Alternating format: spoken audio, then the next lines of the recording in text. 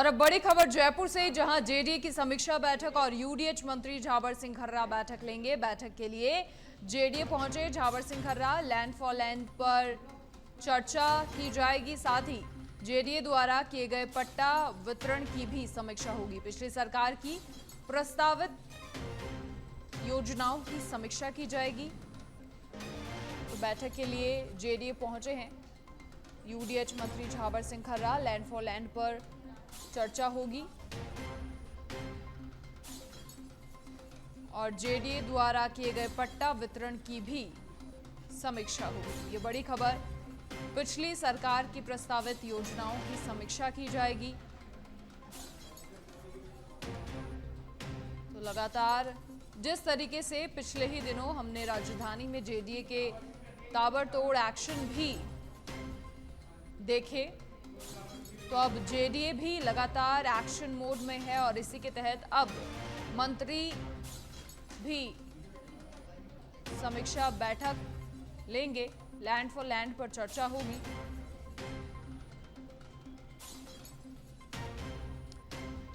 चलिए, और अधिक जानकारी के लिए सहयोगी मलखान मीणा लाइव हमारे साथ फिलहाल जुड़ चुके हैं। मलखान, क्या कुछ पूरी जानकारी? देखिए, पिछले दिनों भी हमने काफी सारे एक्शन देखे जब जेडीए एक्शन मोड में ताबड़तोड़ कार्रवाई करते हुए नजर आया, लेकिन अब फिलहाल यूडीएच मंत्री झावर सिंह खर्रा मीटिंग लेंगे। क्या कुछ चर्चाएं इस मीटिंग में हों?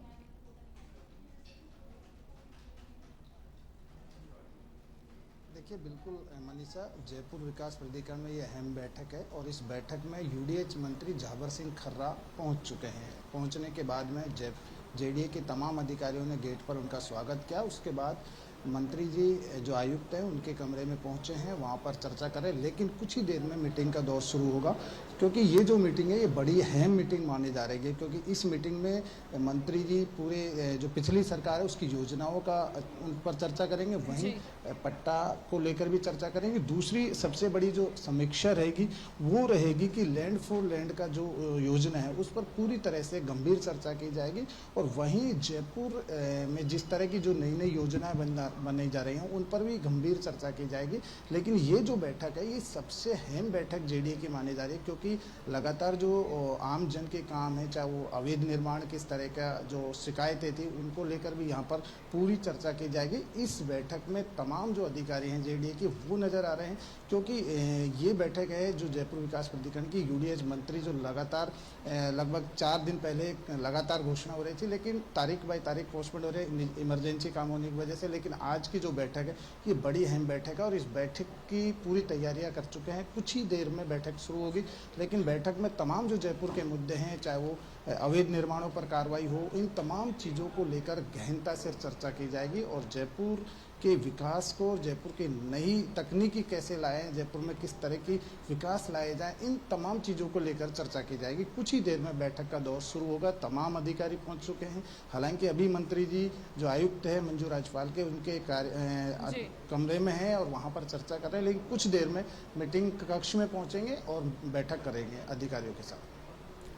अच्छा मलखान, देखिए, लैंड फॉर लैंड पर चर्चा होगी और जो पट्टा वितरित किए गए हैं जेडीयू की ओर से उन पर भी समीक्षा होगी। साथ ही पिछली सरकार की जो योजनाएं थी उनको लेकर भी समीक्षा होनी है। तो किस तरीके से, क्योंकि पिछली कुछ समय से हम देख रहे थे जेडीए लगातार एक्टिव मोड में था, तमाम कार्रवाइयां हुई थी, क्या निर्देशित किया जाएगा? क्यों इस तरह से जब जमीन ली जाती है, अवैध अतिक्रमण किया जाता है, फिर जब उसको तोड़ा जाता है तो लोगों का विरोध भी सामने आता है।